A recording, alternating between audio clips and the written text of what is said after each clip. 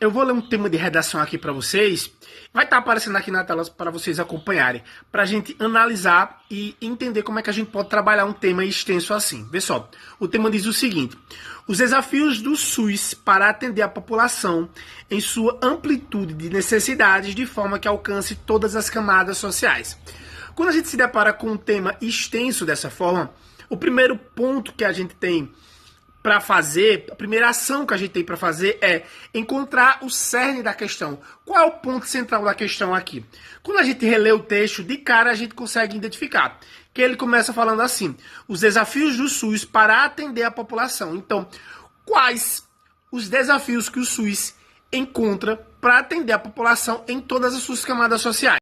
Bom, agora que a gente já identificou o ponto central, a problemática central que o tema de redação nos traz, agora a gente vai fazer o quê? Vai transformar isso em uma pergunta, tá? E vai responder com sim ou não, e depois vai escrever dois porquês para esse sim ou para esse não. Você olha só o passo a passo disso. Ele diz o seguinte, o tema: os desafios do SUS para atender a população em sua amplitude. Esse é o ponto central que a gente achou, não é verdade? Então agora a gente transforma em uma pergunta.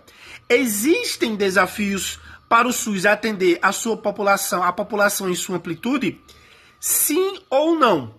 Você responde com uma dessas respostas.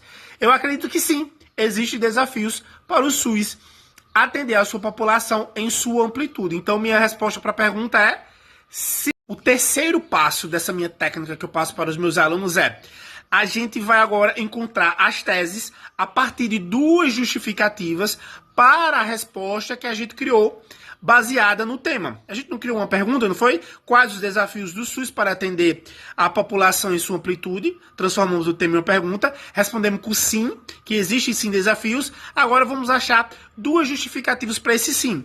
Cada justificativa dessa, cada porquê desse, será uma tese. Então agora eu vou criar meus dois porquês, que serão minhas duas teses. Digamos que o primeiro porquê para eu ter respondido sim é que eu acredito que a escassez de recursos estruturais impedem que o SUS atenda em sua amplitude de capacidade toda a população que o procura. Então, se houvesse infraestrutura de qualidade, todo mundo que procurasse o SUS seria bem atendido no momento que precisasse.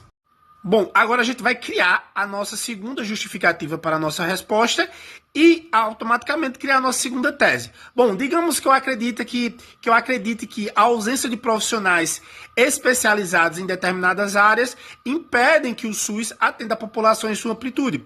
Por exemplo, quando eu procuro um neurologista na minha cidade, eu tenho que deslocar a capital do estado para poder tentar uma vaga para poder ser atendido. E sei lá quando, daqui a 3, 4 meses, quando vai ter uma vaga para mim. Então eu acredito que a ausência de profissionais especializados dificultam que o SUS atenda a população em toda a sua amplitude, em todas as suas camadas sociais.